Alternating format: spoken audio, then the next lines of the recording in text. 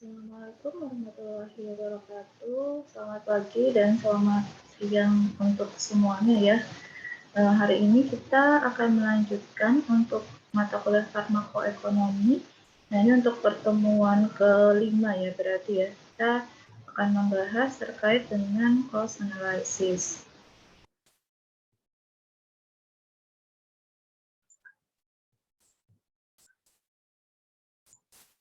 Oke, jadi sebelumnya ini ya, jadi analisis biaya atau cost analysis itu merupakan suatu metode farmakoekonomi, di mana pada cost analysis ini kita akan menilai semua biaya yang dikeluarkan dalam pengobatan ataupun perlakuan terhadap suatu penyakit atau terapi.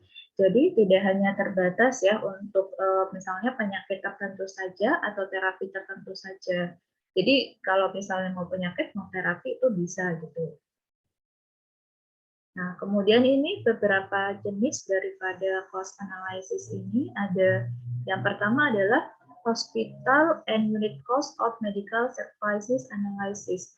Jadi kalau misalnya kita ingin menganalisis biaya gitu ya terhadap biaya perawatan di rumah sakit, termasuk kita menghitung unit cost-nya. Jadi biaya per perawatan atau pertindakan, nah itu bisa dilakukan dengan metode cost analysis. Nah, yang kedua, misalnya kita ingin melihat biaya yang perlu dikeluarkan, misalnya kalau kita mau melakukan suatu program pelayanan kesehatan, misalnya program vaksinasi, misalnya kalau sekarang vaksinasi COVID gitu ya, ini pemerintah Indonesia mau melihat kira-kira biaya total yang dibutuhkan untuk program vaksinasi itu berapa. Nah, itu bisa menggunakan metode cost analysis. Kemudian yang ketiga, ini kalau misalnya kita mau melihat gitu biaya servis tertentu aja, misalnya biaya rehab, misalnya biaya rehab pada pasien stroke. Nah, itu juga kita bisa menggunakan tipe cost analysis. Nah, kemudian ini contoh lainnya ya, ini ada cost of illness. Jadi cost of illness ini sendiri KOI ya atau burden of disease. Nah, itu istilah lainnya. Jadi biasanya kalau yang cost of illness ini, jadi kita bisa melihat gitu. Jadi total seluruh penyakit pada suatu tempat tertentu. Misalnya kita ingin melihat gitu ya kejadian misalnya 10 penyakit terbesar gitu di daerah misalnya di daerah Banyumas. Nah, itu kita bisa pakai menggunakan cost analysis. Jadi general melihat banyak penyakit atau mungkin kalau mau seluruh penyakit misalnya di suatu rumah sakit itu biaya penyakit atau cost of illness yang harus dikeluarkan untuk satu rumah sakit itu berapa gitu. Atau bisa juga kita hanya ingin melihat spesifik untuk penyakit tertentu. Misalnya biaya DM yang harus dikeluarkan di rumah sakit ataupun misalnya ya cost of illness-nya DM pada suatu negara misalnya di Indonesia gitu. Ini burden of disease-nya DM itu berapa? Itu juga bisa pakai cost analysis. Atau yang tadi juga contoh yang lainnya adalah biaya untuk treatment ya atau terapi tertentu, misalnya biaya untuk terapi antibiotik pada pasien pneumonia itu totalnya berapa, ataupun misalnya faktor resiko. Jadi faktor resiko seseorang menderita DM. Nah, misalnya kalau mau analisis drug relative problem gitu ya, terkait dengan DM gitu, itu juga bisa nanti menggunakan metode yang cost analysis ini. Nah, ini salah satu ya contoh daripada cost of illness yang diterapkan misalnya untuk penyakit spesifik tertentu di negara tertentu. Ini contohnya seperti cost of illness analysis. Ini pada pasien dengan penyakit DM di negara Iran ya.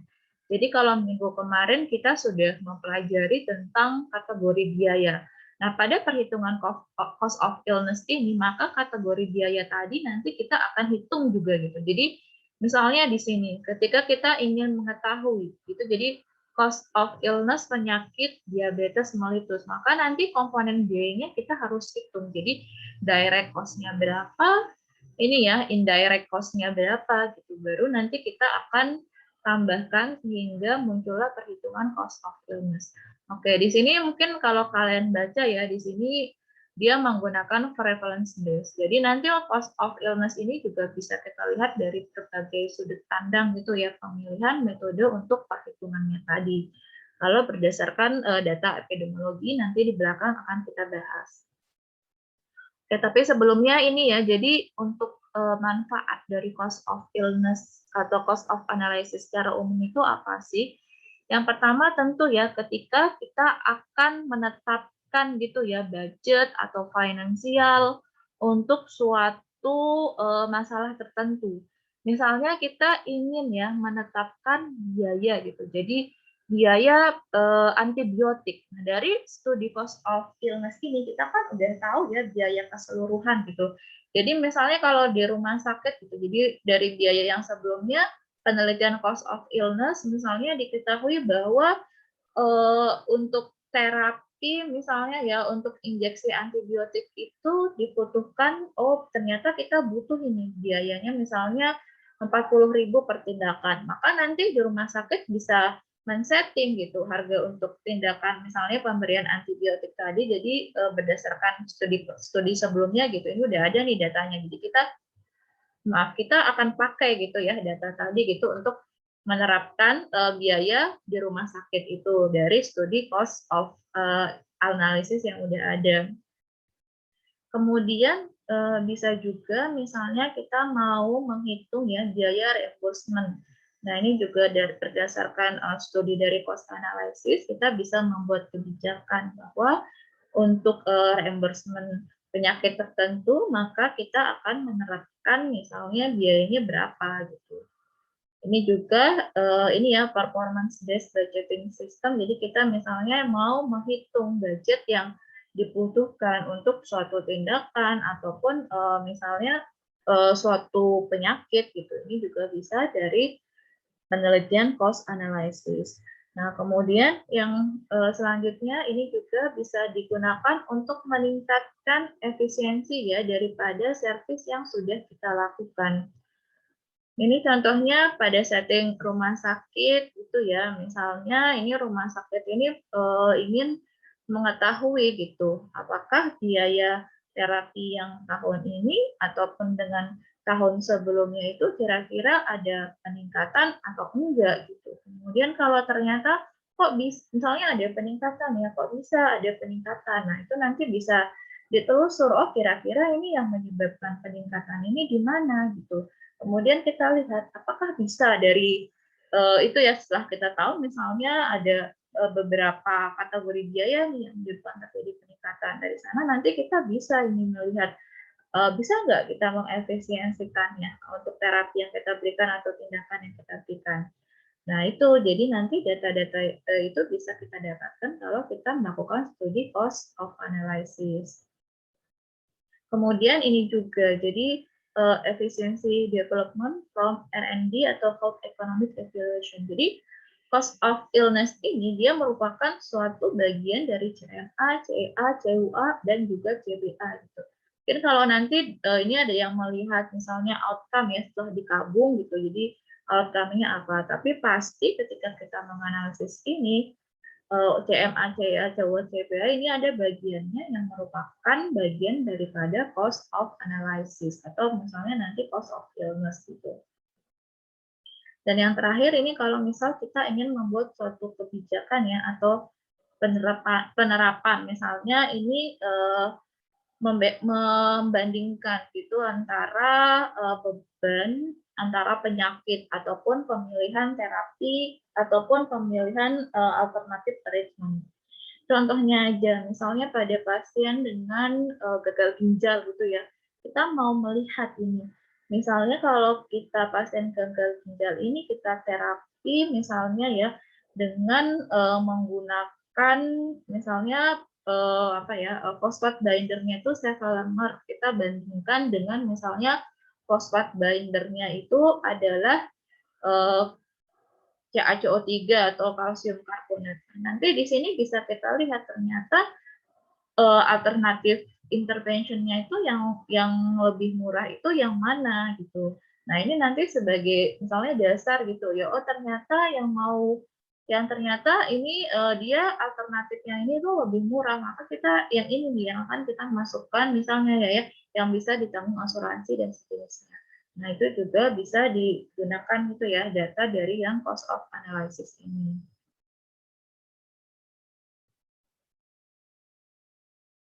Oke, kemudian ini untuk cost analysis terutama yang cost of illness gitu. Ini gimana sih caranya gitu ya ketika kita ingin melakukan suatu studi gitu dengan pendekatan cost of illness. Jadi yang pertama tentu kita harus ya studi desainnya harus kita terapkan gitu. Kita mau menggunakan apakah data yang kita pakai nanti prevalence base atau incidency base ataupun misalnya datanya ada data retro atau data misalnya prospektif. Kemudian kita define cost komponennya. Jadi ketika misalnya kalian mau melihat gitu ya biaya diabetes mellitus di suatu rumah sakit. Ini studi desainnya kalian tentukan apakah kalian mau menggunakan insidensi, prevalensi gitu ya, misalnya untuk diabetes, kemudian datanya apakah menggunakan data retro atau prospektif. Kemudian cost komponennya juga ini kalian tentukan apakah kalian ingin melihat direct cost-nya, indirect cost, intangible cost, ataupun ya itu yang ketiga biaya itu. Kemudian kalian collect ini resource and service use. Jadi misalnya ketika DM misalnya dia direct cost-nya itu yang termasuk direct cost apa aja, kemudian pelayanan-pelayanan apa yang dibutuhkan pada pasien dengan misalnya diabetes mellitus. Kemudian nanti dikelompokkan, masuknya itu direct cost kah, indirect cost kah, ataupun misalnya masuknya adalah yang intangible cost. Tapi kalau intangible cost biasanya ini jarang gitu ya dihitung pada penelitian yang menggunakan metode cost analysis. Nah, kemudian ini kita convert gitu ke monetary value, terutama misalnya untuk data indirect cost gitu. Nah, untuk data indirect cost yang nilai pastinya ini perlu kita hitung lagi. Nah, ini kita nanti convert gitu ya ke monetary value, baru nanti kita hitung, kita calculate. Jadi kita hitung total untuk seluruh cost yang dibutuhkan itu kira-kira berapa gitu untuk penyakit diabetes mellitus.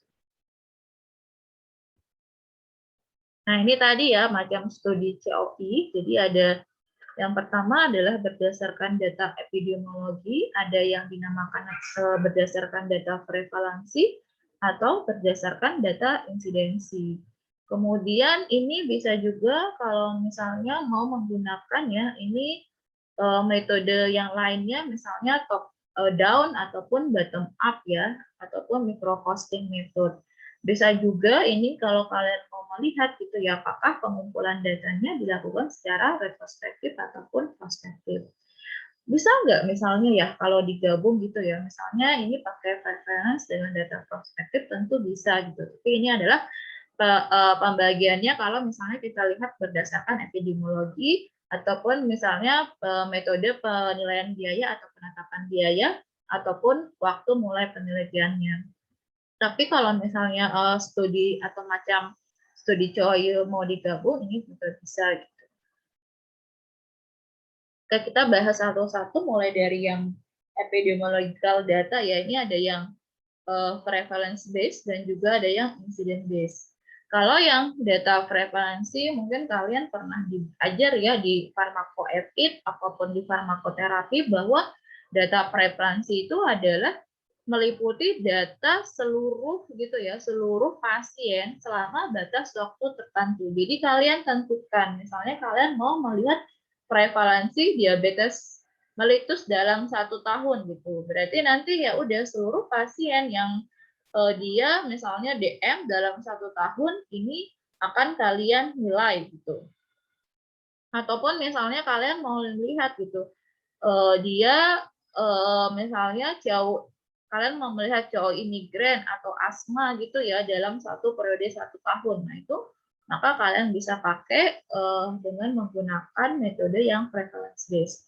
Nah memang untuk prevalence based ini dia baiknya gitu ya, dia digunakan untuk menghitung COI daripada penyakit ataupun illness ini dalam satu periode yang sekiranya tidak terlalu terjadi perubahan yang ekstrim gitu. Misalnya untuk penyakit migrain, asma, atau eksem. Maksudnya gimana? Jadi ketika kita melakukan pengukuran gitu ya, ini nanti dia nggak akan episode yang satu dengan episode yang lain itu nggak akan terlalu berbeda jauh gitu untuk data pengukurannya. Kalau migrain kan dia dalam misalnya 1 tahun dia akan selesai gitu. Orang migrain misalnya bulan ini dengan bulan depan bisa jadi datanya itu dia nggak akan terlalu berbeda jauh gitu ya. Nah kemudian ini tujuannya apa? Tujuannya tentu saja ini biasanya untuk menghindari variasi antar musim gitu. Nah, kemudian kalau dia prevalence base tadi ya berarti ini semua datanya ya udah dimasukin aja gitu. Entah pasiennya ini dia keparahan penyakitnya seperti apa, yang penting dia pada 1 tahun itu menderita penyakit tersebut, maka akan dimasukkan. Entah dia baru menderita penyakit tersebut pada tahun ini gitu, ataupun misalnya tahun sebelumnya dia pernah nih menderita penyakit ini, dia akan tetap masuk pada prevalence base. Yang penting pada time frame yang 1 tahun itu pasien itu didiagnosis menderita penyakit tersebut. Makanya nanti untuk hasilnya itu biasanya adalah perhitungan biayanya per orang per tahun atau selama batas waktu. Jadi tadi ya misalnya biaya pada tahun 2010, biaya pada tahun misalnya 2021 ataupun 2020. Kemudian metode yang kedua ini ada yang dinamakan dengan incident based approach. Jadi kalau insiden jelas ya bahwa yang diikut sertakan hanyalah yang memiliki kasus baru. Jadi ini time frame-nya bisa misalnya mau ditetapkan 1 tahun ya, atau bisa juga ini misalnya kalau mau dihitung lifetime gitu sampai akhirnya pasiennya sembuh atau mati. Kalau dia misalnya mau dihitung yang lifetime ini, maka ini biasanya adalah penyakit yang memiliki progresivitas tertentu ataupun membutuhkan waktu yang lama gitu untuk terapinya. Misalnya pasien ini ya, pasien kronik dengan penyakit kronik DM atau penyakit degeneratif DM atau hipertensi, ini membutuhkan waktu yang lama untuk disembuhkan. Makanya nanti ini bisa digunakan misalnya kalau untuk melihat gitu dari pasiennya ini misalnya ya kita merekrut misalnya ingin melihat cause of illness gitu pada pasien yang menderita misalnya komplikasi gagal ginjal. Nah, ini insidensinya adalah gagal ginjal, tapi nanti kita bisa melihat time frame dari pasien yang pertama dia didiagnosis penyebab gagal ginjal sampai akhirnya dia jadi gagal ginjal. Itu nanti bisa kita perhitungkan menggunakan model yang incident based approach. Jadi hanya mengambil kasus baru. Kalau misalnya pasiennya udah gagal ginjal gitu ya, misalnya kita mau penelitian pada tahun 2021, tapi ternyata pasiennya ini dia gagal ginjal tahun 2020. Tahun 2021 dia masih gagal ginjal, tapi dia tidak pertama kali didiagnosis dan gagal ginjal pada tahun 2021. Maka itu tidak kita masukkan pada incidence risk. Berbeda kalau prevalence base ini, entah dia diagnosis pertamanya kapan, yang penting dalam time frame yang sudah kita set, pasiennya ini dia diagnosis gitu ya penyakit tadi kembali didiagnosis itu tetap kita ambil. Berbeda kalau insidensi hanya ketika pasien tersebut dia didiagnosis pertama kali gitu. Itu yang akan kita ambil dalam penelitian yang incident based. Nah, ini kemudian ya, yang kedua tadi ada metode yang top-down approach, kemudian bottom-up, dan econometric. Kalau top-down approach ini biasanya menilai proporsi penyakit berdasarkan faktor resiko. Sedangkan kalau yang bottom-up approach, jadi dinilai biaya dengan menjumlahkan rata-rata biaya perawatan suatu penyakit dan mengalihkannya dengan prevalensi penyakit. Oke, untuk top-down dan bottom approach nanti akan kita bahas lebih lanjut pada slide selanjutnya.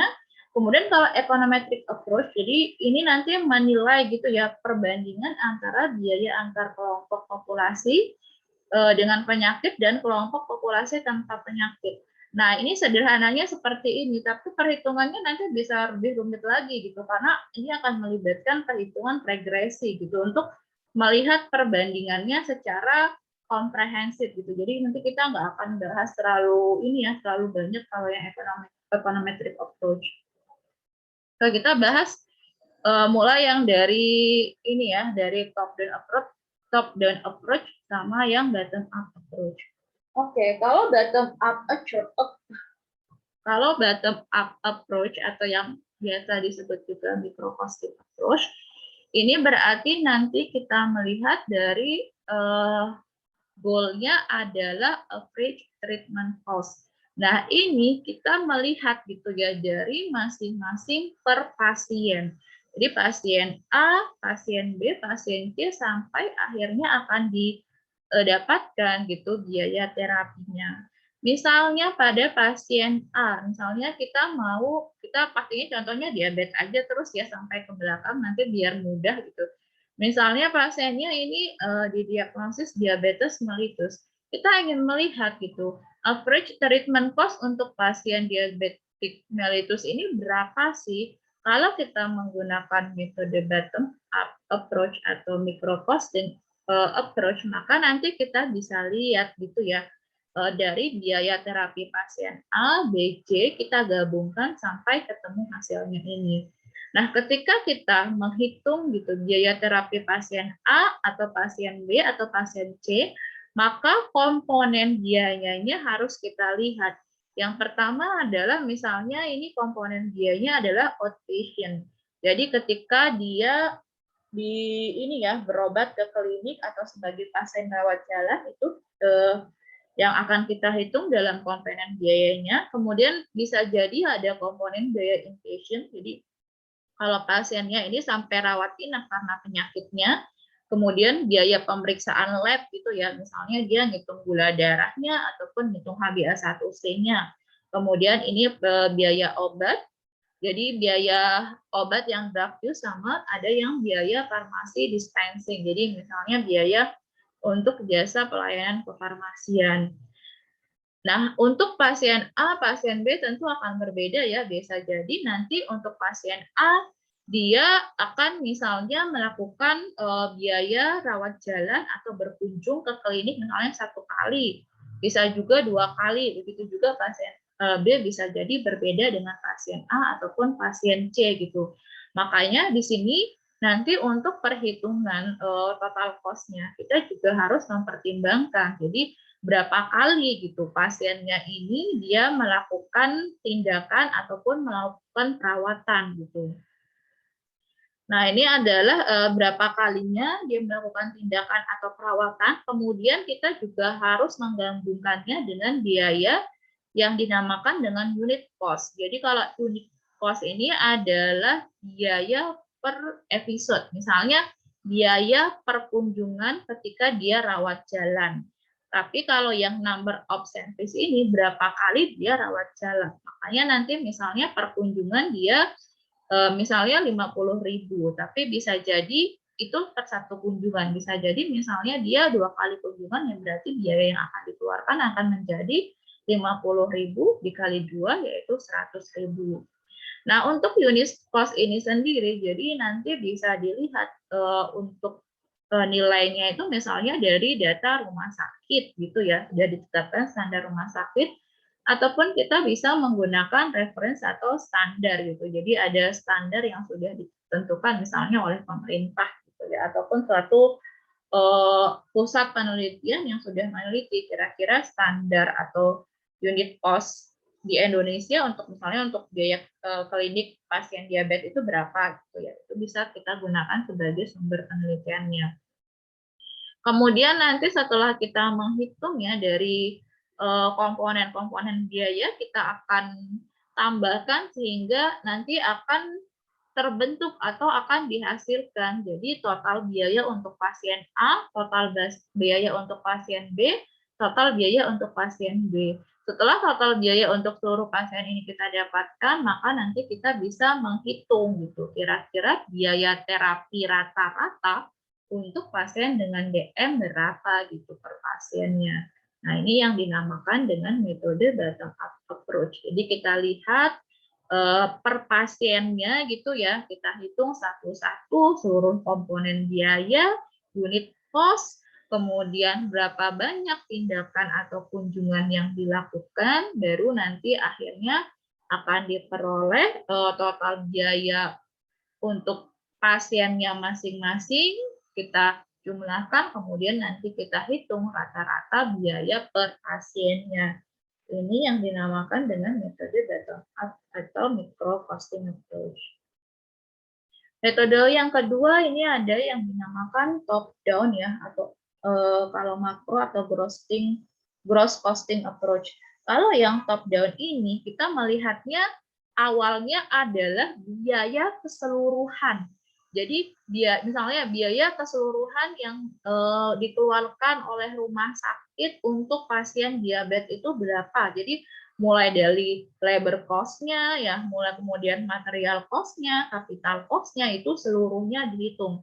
Oke, ini untuk yang termasuk kategori biaya ini kalian bisa baca untuk mata kuliah kita yang pertemuan minggu kemarin ya.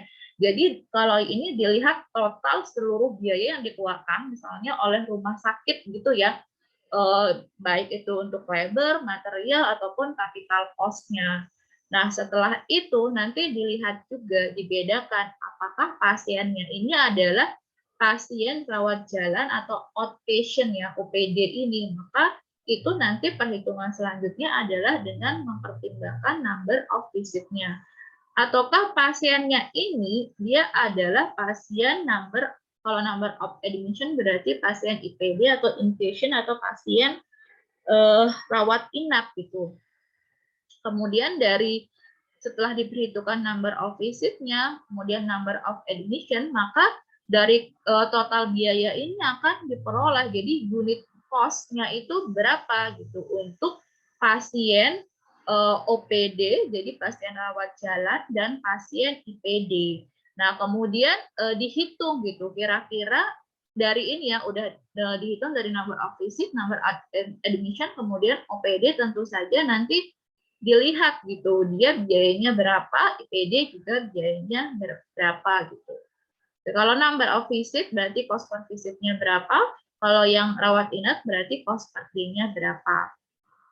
Nah, kemudian dari data ini nanti bisa diketahui kira-kira misalnya dalam 1 tahun itu berapa sih biaya rata-rata yang harus dikeluarkan oleh pihak rumah sakit. Jadi dilihat gitu ya, ada berapa nanti visit untuk rawat jalan ataupun admission untuk rawat inap, sehingga akan muncul data average annual treatment cost ini. Jadi biaya rata-rata misalnya untuk tahun 2021.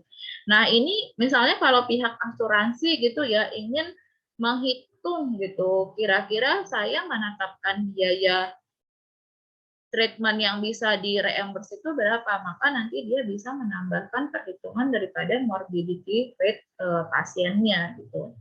Jadi biaya kesembuhannya itu berapa gitu, baru nanti didapatkan biaya yang harus dikeluarkan untuk asuransi. Jadi kalau yang top down itu bedanya seluruh biayanya diperhitungkan dulu, baru nanti dilihat number of visit atau number of admission. Jadi dia nggak ngelihat biaya per pasiennya ya, tapi seluruh biaya untuk DM itu udah dihitung tanpa melihat biaya per pasiennya berapa. Kemudian dilihat tapi total visitnya itu ada berapa, total admisinya itu ada berapa. Baru nanti akan ketemu unit cost untuk pasien pasien rawat jalan dan pasien IPD itu berapa per kunjungan ataupun berapa per admisinya per hari. Nah, kemudian dari sini kalau misalnya pihak rumah sakit ingin melihat gitu ya kira-kira biaya untuk 1 tahun itu berapa, maka nanti bisa dikalikan kira-kira 1 tahun ini kunjungan untuk rawat jalannya berapa, kunjungan untuk rawat inapnya berapa, akhirnya nanti ketemu yang average annual treatment cost. Nah, dari data ini kalau misalnya pihak asuransi ingin membuat gitu ya kira-kira yang bisa saya reimburse ini berapa, maka dia bisa melihat dari perhitungan morbidity rate-nya sehingga diperoleh nanti biaya yang bisa direimburse oleh pihak rumah sakit, pihak asuransi atau yang dibayarkan oleh pihak asuransi. Nah, semuanya tadi untuk menghitung yang nilai direct cost gitu. Karena komponen-komponen biayanya tadi ya mulai dari biaya obat, kemudian biaya dokter, biaya rumah sakit dan sebagainya itu adalah masuk kepada komponen yang direct cost. Nah, kemudian kalau untuk menghitung indirect cost, kita ini ada beberapa metode. Yang pertama ada yang dinamakan human capital metode, kemudian friction cost metode, yang terakhir ada willingness to pay method. Bedanya apa? Jadi kalau indirect cost kan dia menghitung ya produktivitas yang hilang dari suatu pasien gitu. Misalnya dia nggak bisa kerja, itu kira-kira biaya yang harus dikeluarkan itu berapa. Nah, untuk indirect cost ini sendiri, kalau yang human capital method, ini maka yang dihitung adalah dari perspektif pasien. Misalnya pasiennya nggak masuk ini ya, 1 minggu. Nah, itu kalau dikonversi menjadi uang, itu akan menghabiskan berapa biaya itu. Itu yang nanti human capital method. Jadi menilai hilangnya produktivitas ya, hilangnya pendapatan pasien. Termasuk kalau nanti karena penyakit ini pasiennya jadi meninggal ataupun misalnya jadi disabilitas permanen sehingga dia tidak bisa bekerja lagi. Itu bisa dihitung dengan menggunakan metode human capital method. Kemudian yang kedua adalah metode friction cost method. Jadi ini juga menghitung hilangnya produktivitas ya. Nah, tapi bedanya kalau yang human capital method ini diasumsikan bahwa pasiennya itu misalnya dia ngambil sick leave ya, misalnya ngambil izin karena sakit. Maka seolah-olah tidak ada gitu yang bisa menggantikan pasien tadi ketika dia sakit tadi. Sedangkan kalau yang friction cost method ini diasumsikan ialah bahwa ketika misalnya seseorang itu sakit, misalnya dia sakit gitu ya, kemudian dia nggak bisa bekerja, maka orang tersebut bisa digantikan dengan orang yang lain gitu.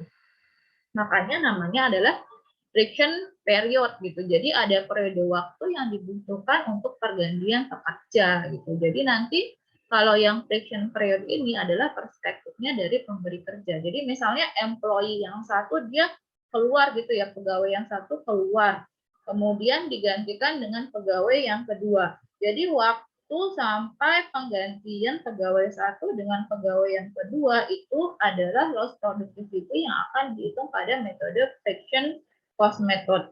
Sedangkan kalau yang human capital method ini mengandaikan bahwa pegawainya ini tidak akan bisa digantikan gitu. Makanya loss of productivity-nya mulai dari dia sakit sampai apakah nanti dia akhirnya meninggal karena penyakitnya ataupun tidak bisa bekerja karena dia disabilitas, itu akan dihitung semua. Makanya nanti ini kalau yang human capital method perspektifnya adalah dari pasien karena pasien yang hilang produktivitas dan dia nggak bisa kerja lagi. Sedangkan kalau yang friction cost method ini adalah perspektifnya dari pemberi kerja gitu karena yang dihitung hanyalah waktu dari pemberi kerja tadi dia kehilangan produktivitas akibat pegawainya sakit sampai akhirnya dia bisa mencari pengganti lagi. Itu yang friction cost method. Kemudian kalau metode ketiga ini ada yang dinamakan dengan willingness to pay method gitu. Kalau willingness to pay method berarti ini adalah jumlah yang akan dibayarkan oleh seseorang untuk mengurangi probabilitas terjadinya penyakit atau kematian. Maksudnya gimana ya? Misalnya gini, jadi seseorang gitu ya, dia ini ingin mendapatkan suatu terapi gitu. Berapa sih biaya yang ingin dikeluarkan oleh pasien tersebut untuk mendapatkan terapi itu? Nah, itu yang dinamakan dengan willingness to pay method. Atau dalam konteks misalnya perbaikan kualitas pelayanan. Misalnya seseorang yang dia dikonselingkan oleh farmasi atau apoteker dibandingkan dengan seseorang yang tidak dikonselingkan oleh apoteker. Berapa sih biaya yang ingin gitu ya dikeluarkan oleh seorang pasien gitu supaya dia bisa mendapatkan konseling dari apoteker. Nah, itu yang dinamakan dengan willingness to pay method. Untuk metodenya sendiri bisa gitu ya ditanyakan dengan metode survei ataupun tadi demand per product that leads to greater level of health or safety. Jadi berapa biaya yang ingin dikeluarkan oleh pasien tersebut untuk mendapatkan terapi yang lebih baik ataupun lebih aman. Itu nanti yang dihitung pada willingness to pay method. Nah, ini contohnya ya untuk yang human capital method tadi. Jadi ini ada satu penelitian itu melihat konsekuensi, measurement, and evaluation of cost associated with adverse drug reaction. Jadi biaya efek samping. Oke, mungkin dibedakan dengan ini ya, misalnya intangible cost karena munculnya efek samping. Kalau intangible cost karena munculnya efek samping itu lebih ke rasa ketidaknyamanan karena munculnya efek samping. Kalau ini adalah perhitungan cost of ini ya analysis. Jadi apa sih biaya yang harus dikeluarkan oleh seseorang ketika dia muncul efek samping. Jadi berapa biaya yang harus dikeluarkan untuk terapi efek samping tersebut gitu. Jadi beda dengan efek samping pada intangible cost gitu. Nah, ini untuk perhitungannya sendiri misalnya ini ya, dia salah satunya ya untuk komponen biayanya sebenarnya nggak cuma indirect cost, tapi tentu saja ada yang direct cost-nya juga karena kan ada terapi untuk efek sampingnya. Nah, tapi ini contohnya yang kita ambil adalah yang indirect cost-nya. Jadi misalnya kita mau menggunakan ya metode yang HCM approach. Jadi kita lihat loss of income due to hospitalization-nya berapa. Jadi income karena dia kehilangan gitu ya produktivitas akibat dia dirawat di rumah sakit itu berapa. Maka nanti perhitungannya ialah dengan cara menghitung number of days in hospital. Jadi berapa lama dia dirawat dikalikan dengan per kapita GDP per 365 gitu. Ini kebetulan karena penelitiannya di distrik Bengkulu, jadi dia makanya data GDP di distrik Bengkulu.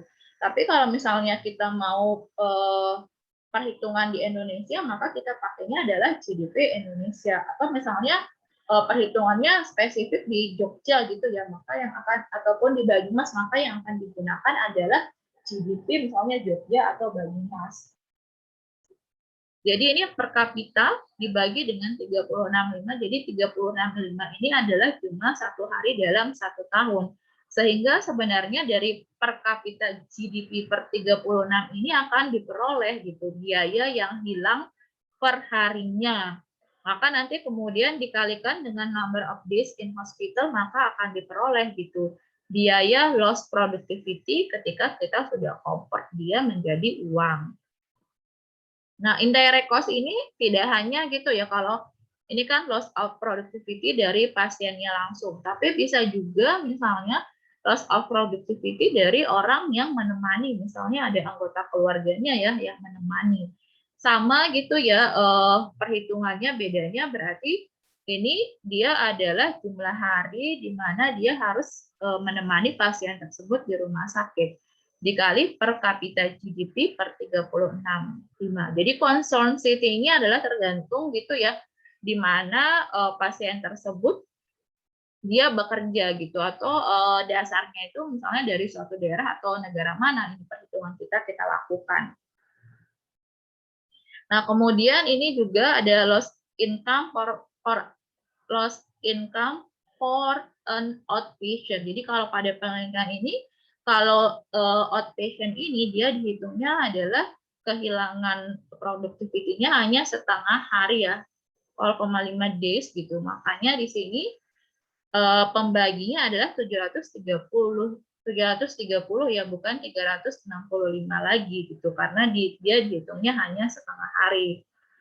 Maka nanti juga sama, jadi berapa hari pasien ini dia ini ya ke klinik rawat jalan gitu dikalikan dengan per kapita GDP dibagi 730. Kenapa 730? Karena perhitungannya hanyalah setengah hari.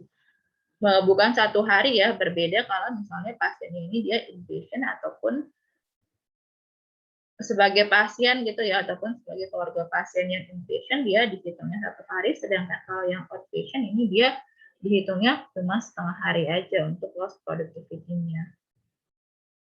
Oke, ini yang metode indirect cost using HCM approach. Nah, kemudian ini contohnya gitu ya. Kalau menggunakan FCM approach, jadi kalau menggunakan CM approach tadi sebagaimana yang sudah disebutkan gitu ya. Jadi no economy achieve full employment. Jadi maksudnya gimana ya udah kalau dalam realitanya gitu ya, kalau pasien itu nggak bisa kerja maka dia digantikan oleh pasien yang lain gitu. Makanya gitu ada yang dinamakan dengan friction period. Jadi waktu yang dibutuhkan gitu sampai akhirnya pekerjaan tadi itu bisa diisi oleh yang orang baru. Kalau dalam penelitian ini ya, misalnya pada pasien dengan rheumatic arthritis, ini friction periodnya berdasarkan perhitungan ternyata ketemunya 58 hari. Nah, kemudian ini hitungnya gimana? Sama ya, nanti number of days until the productivity is replaced, berarti yang friction period time-nya berarti 58 hari dikalikan dengan biaya kehilangan gross productivity per hari. Ini perhitungannya dari PDP pasiennya. Oke, ini ada keterangannya gitu ya, bahwa friction period ini hanya diaplikasikan pada pasien yang memang dia udah permanen gitu. Jadi dia berhenti bekerja secara permanen gitu ya, tidak pada pasien yang sick leave. Kenapa gitu? Kalau dia sick leave kan nanti dia bisa balik lagi. Sedangkan kalau permanen mau nggak mau dia harus digantikan dengan employee atau pegawai yang baru gitu.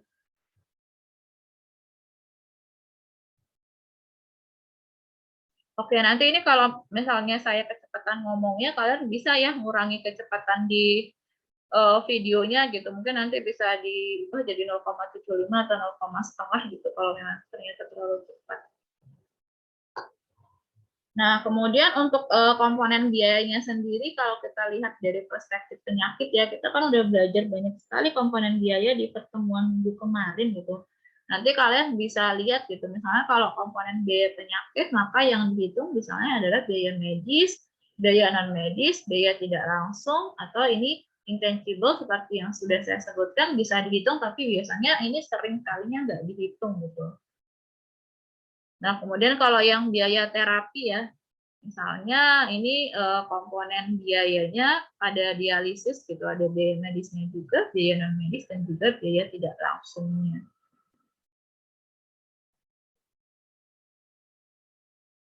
Tapi yang penting gitu ya, ketika kita mau melakukan misalnya kalian mau melakukan penelitian dengan menggunakan metode COI, kalian harus jelaskan gitu bahwa biaya komponen biaya dihitung itu apa aja. Misalnya apakah dia biaya langsung medisnya, non medisnya apa gitu, biaya tak langsungnya apa gitu. Itu harus di ini ya, di benar-benar dijabarkan gitu pada perhitungannya, karena bisa jadi nanti ketika misalnya ya seseorang dia menghitung misalnya biaya diabetes mellitus di Indonesia dengan biaya diabetes mellitus di Iran gitu, bisa jadi nanti pertimbangannya ini nggak apple to apple gitu, karena komponen biaya yang dimasukkan itu akan berbeda. Itu juga bisa sangat terjadi. Makanya di apa ya, di perhitungan biayanya itu harus benar-benar dirinci gitu, komponen biaya medisnya, biaya non medisnya itu apa aja, ataupun biaya tak langsungnya, metodenya itu apakah menggunakan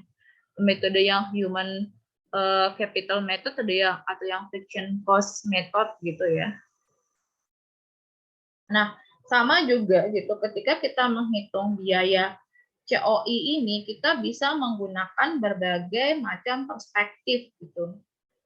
Mungkin gampangnya gini ya, kalau kalian ditanya, apel itu warnanya apa sih? Bisa jadi ada yang jawab apel itu warnanya merah, apel itu warnanya hijau, apel itu warnanya putih gitu. Itu jawabannya betul semua gitu, karena ada apel yang warnanya memang merah, ada apel yang warnanya memang hijau gitu ya, apel malang gitu. Kemudian kalau putih juga benar gitu, karena bisa jadi dia maksudnya adalah isi apel gitu. Nah, ketika ini gitu ya kita jabarkan pertanyaan ini, itu jawabannya betul semua gitu, tergantung dari perspektif mana kita ingin melihatnya.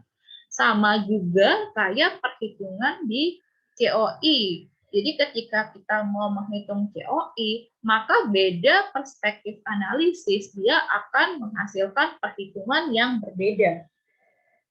Jadi perspektif analisis ini berbeda-beda gitu ya. Ada perspektif societal atau perspektif komunitas, ada dari healthcare sistemnya, Kemudian ada misalnya dari third party payer-nya, ada juga ya dari misalnya dari bisnis, kemudian dari pemerintah ataupun dari participant and families atau keluarganya atau pasiennya gitu. Contohnya, kalau societal, jadi dia akan menghitung gitu. Aspek komunitas itu akan menghitung seluruh biaya yang dikeluarkan untuk biaya medisnya ataupun biaya kematian ya, mortality ataupun kesembuhan ataupun untuk biaya non medical cost itu akan dihitung kalau dalam perspektif komunitas. Berbeda gitu ya pada perspektif yang third party payer ataupun healthcare system. Pada perspektif yang healthcare system atau sistem jaminan kesehatan, maka itu bisa jadi yang di-cover adalah hanya biaya medisnya. Sedangkan kalau pasiennya misalnya sembuh ataupun dia meninggal gitu, dia udah nggak di-cover lagi. Begitu juga dengan biaya transportasi pasien, dia nggak akan di-cover gitu, karena itu kan bukan misalnya ya bukan bagian dari skema asuransi atau pembayaran. Sama kayak third party payer juga pihak ketiga, misalnya ada pihak asuransi gitu ya, maka yang dibayar adalah biaya yang hanya ditanggung gitu. Biaya yang hanya ditanggung ini adalah sudah misalnya sudah sudah ditetapkan sebelumnya gitu dalam perjanjian bahwa yang di-cover misalnya cuma biaya rawat inapnya 3 hari atau misalnya hanya biaya tindakan tertentu. Kalau pasiennya misalnya mau HD atau kemo itu nggak ditanggung. Nah, itu makanya nanti harus dilihat kalau third party payer berarti hanya menanggung biaya memang yang sudah tertulis jelas gitu di asuransinya.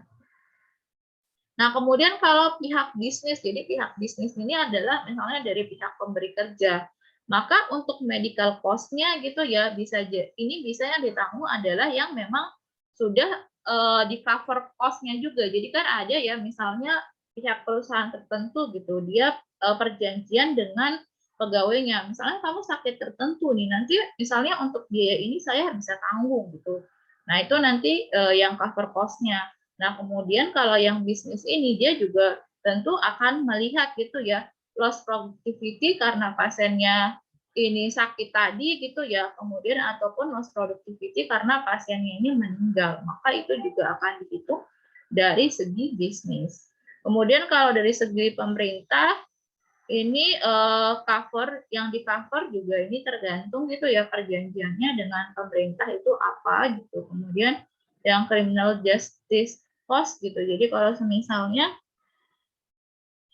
dia ada biaya tidak langsung gitu ya, misalnya biaya tidak langsung, misalnya pasiennya ini dia dirawat gitu karena dia misalnya kena kasus pembunuhan gitu, nggak kena kasus pembunuhan, misalnya kena kasus pembacokan lah gitu. Itu kan ada biaya ya, misalnya untuk tadi ya untuk mengusut gitu bahwa itu pembacokannya itu terjadinya seperti apa. Nah, itu ada yang biaya yang biaya yang non medis gitu. Nah, itu nanti masuknya bisa saja ini adalah ketika perspektif pemerintah ini akan ditanggung gitu.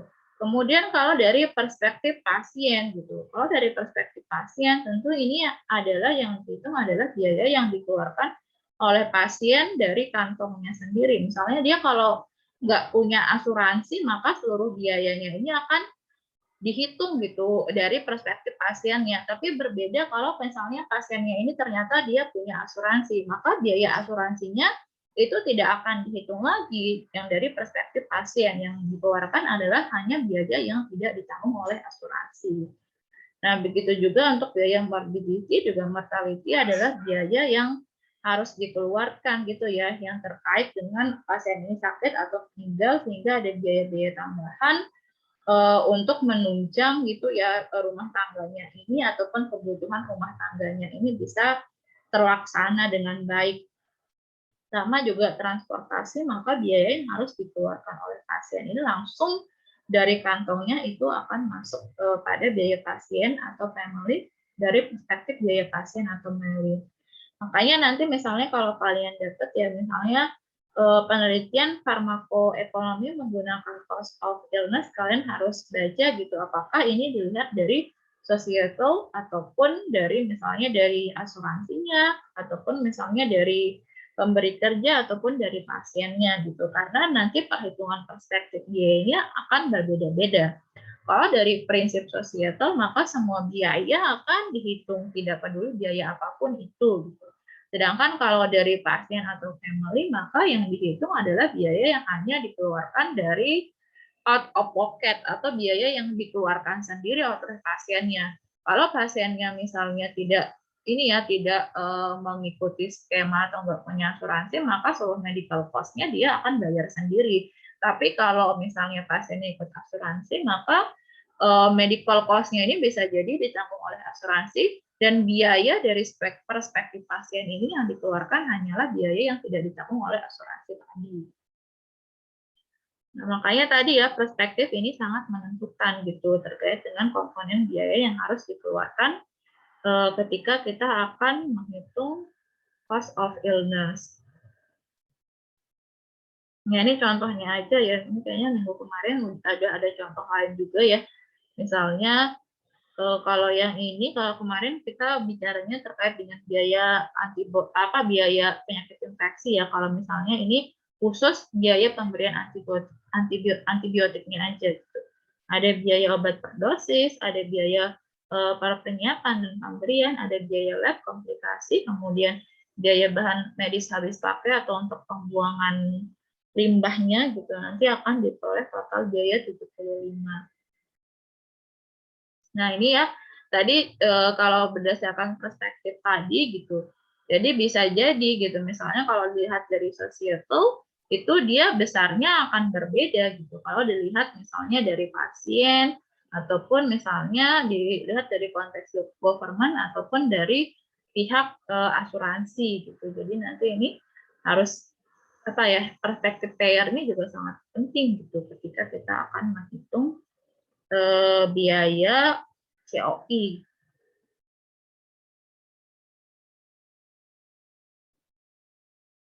Nah, kemudian untuk mengukur dan menilai biaya ini ada, tadi mungkin udah disinggung sedikit ya ketika di depan gitu, bahwa ketika kita menghitung biaya maka kita harus tahu ini biaya research use-nya, misalnya hari perawatannya ataupun biaya ke dokternya itu berapa, ataupun misalnya biaya perawatan jangka panjang. Kemudian kita juga harus tahu ya unit cost-nya gitu. Unit cost ini adalah biaya per tindakan ataupun per hari perawatan, pokoknya biaya per satu kali dilakukannya tindakan perawatan ataupun apapun, pokoknya per satu kali, itu maksudnya nanti yang unit cost gitu. Kalau yang research cost berarti komponen biayanya ya, biaya sumber daya atau komponen biaya yang harus dikeluarkan.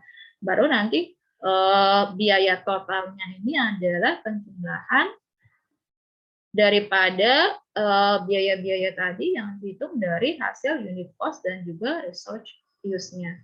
Ya, mungkin nanti kita akan coba gitu ya contohnya gimana yang COI.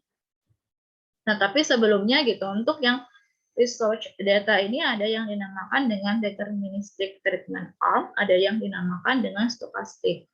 Bedanya apa ini ya? Kalau yang deterministic treatment arm ini adalah contohnya adalah vaksin gitu. Gampangnya adalah dia dikasih vaksin atau enggak. Berbeda dengan stokastik. Kalau stokastik ini dia harus ditentukan ini dia dilakukannya berapa kali gitu, nggak bisa cuma misalnya dia kunjungan ke hospital itu iya atau enggak, tapi harus benar-benar ditentukan komponennya itu berapa hari atau berapa kali dia melakukan konsultasi pada perawat. Berbeda misalnya kalau injeksi vaksin gitu ya atau enggak, itu cukup misalnya iya itu dihitung 1, tidak itu dihitung 0 gitu. Nah, ini jadi stokastik itu adalah research use-nya itu nggak bisa diprediksi exactly, karena ada misalnya variabel ya yang pengaruhi, misalnya kayak keparahan penyakit gitu. Jadi kalau semakin parah penyakit seseorang kan dia bisa jadi dirawat di rumah sakitnya semakin lama gitu misalnya, atau konsultasi perawat atau dokternya itu akan semakin banyak. Itu nggak bisa kita prediksi. Makanya data stokastik ini dia harus benar-benar dihitung dan ditetapkan. Itu berbeda kalau dengan data deterministik. Kalau data deterministik ini dia masih bisa gitu ya diestimasi gitu tanpa harus ada perhitungan yang pasti. Misalnya kayak vaksin gitu, pastinya ini dikasih vaksin atau enggak, itu nanti masuknya data deterministik. Contohnya misalnya ya pasiennya ini divaksin polio, itu kan vaksin polio cukup 1 kali aja, itu nanti masuknya yang deterministik research use. Tapi berbeda sebenarnya ya kalau misalnya pasiennya ini vaksin influenza. Kalau vaksin influenza kan dia nggak cuma sekali ya, tiap tahun dia harus terus-menerus diulangi gitu. Kalau misalnya dia tiap tahun terus-menerus diulangi tadi gitu, karena datanya ini nggak bisa diprediksi, itu nanti bisa jadi dia masuknya data yang stokastik, itu bukan deterministik lagi. Jadi ini berbeda point of view.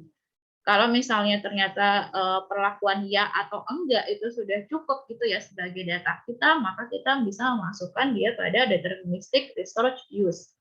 Berbeda kalau misalnya tadi dia dipengaruhi misalnya ya variabel keparahan, ataupun misalnya berapa kali dia harus vaksin tertentu, misalnya influenza yang nggak bisa dilakukan hanya 1 kali gitu, tapi harus berkali-kali tiap tahun, berapa kali pengulangan tahunnya, itu juga masuk, nanti bisa masuk ke data yang stokastik. Oke, ini ya dari perhitungan ini kan misalnya ada number of patient 1 sampai 10.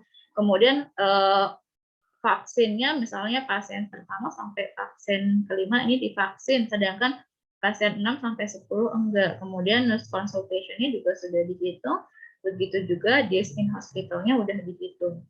Maka nanti dari data gitu ya, dari data unit cost, di mana data unit cost ini misalnya kalau vaksin ini, kalau data obat itu biasanya dia udah fix gitu ya, udah ada standarnya gitu. Misalnya kita ngeliat data di e-katalog, tentu harga paracetamol itu akan berlaku sama di seluruh rumah sakit kalau kita melihatnya data dari e-katalog.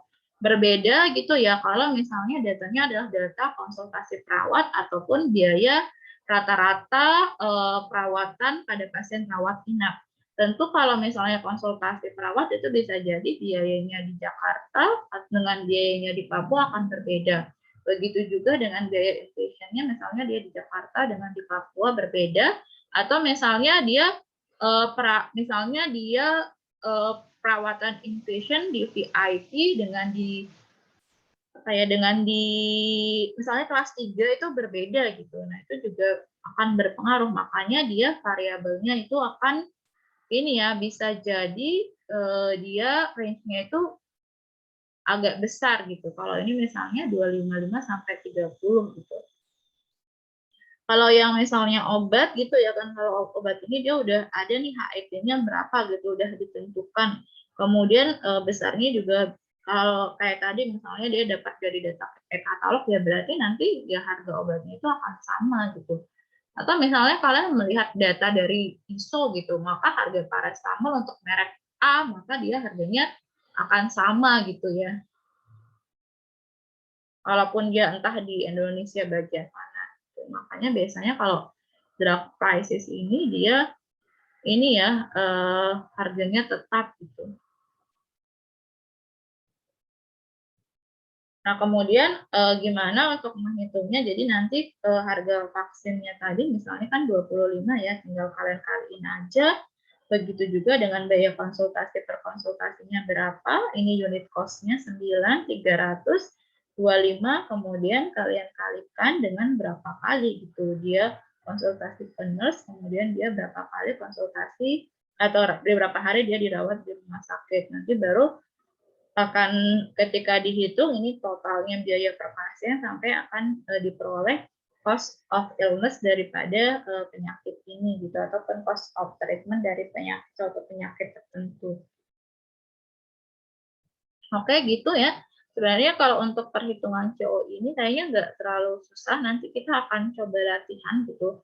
Silahkan kalian bisa coba buka ya yang di Excel-nya, itu ada beberapa komponen biaya. Kemudian untuk unit cost-nya silahkan bisa dilihat dari PSSRU. Jadi nanti di Excel-nya di sheet 1 itu ada komponen biaya apa saja yang harus kalian hitung. Kemudian di di sheet 2 nanti perhitungannya seperti apa. Unit cost silahkan kalian bisa mengacu pada data yang PSSRU itu juga sudah sudah dicantumkan. Oke, kemudian nanti kita akan kembali ya di akhir sesi untuk yang diskusi, yang untuk materinya saya akhiri. Nanti silakan kalau ada yang ingin ditanyakan atau yang belum dimengerti terkait dengan cost of analysis akan kita bahas ya, termasuk juga nanti hasil yang sudah kalian kerjakan, tapi silakan dicoba dihitung dulu sendiri ya.